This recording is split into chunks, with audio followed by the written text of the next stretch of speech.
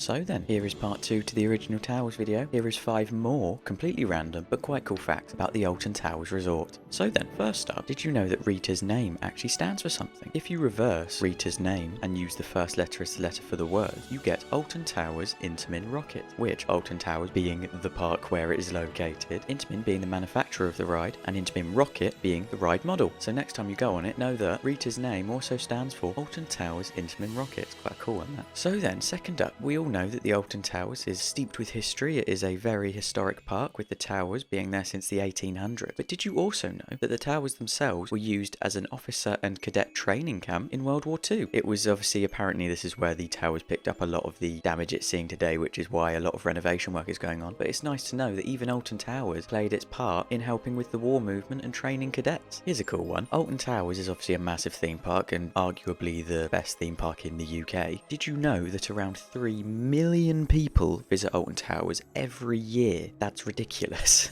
So no wonder the Smilers queue is always over 2 hours. Next up, back to a ride which sadly we won't be able to go on this year, but when Nemesis was being built, they used TNT to blow up the landscape and create the profiling for the ride. It is something which is quite cool to think, really, that they had to use controlled explosions to blow up the land to create the profiling for the ride, which would make sense since it's all cavernous and valleys and it can't have been easy to excavate that. And also, some of the rocks that were byproducts of obviously digging down to build the trenches for Nemesis were used around the park. Obviously some of these were used at Katanga Canyon, and there are other places in the park. But yeah, so they were using the materials that they had from their own construction. Next up is one which can be quite annoying to hear people say, because it is still an incredible ride nonetheless. But Oblivion's drop is not actually vertical. Now this is due to when the ride was being built, it was B&M's first ever dive coaster. Now because of this, they hadn't developed what is essentially suspension for their ride models, because the ride cars are quite weighty. So the designers discovered that if the ride did drop vertically down, the running wheels for the ride would leave contact to the track, and then when you obviously enter the leveling out section of the drop, the basically shock of the car hitting against the track would make it uncomfortable and not a very enjoyable ride experience. So the manufacturer decided to make the drop instead 87.5 degrees, so that you still practically feel like a vertical drop, but so the wheels don't leave contact with the track, meaning that you have a much more comfortable ride experience, which, well, I've been on Secret, Busch Gardens and other vertical drop roller coasters, and you don't really feel the difference. In my opinion, Oblivion's drop packs a bit more of a punch, really. So then, thank you for watching. I love making these videos. If you want me to make another one, I will do it happily. I have so many more facts that I researched for this.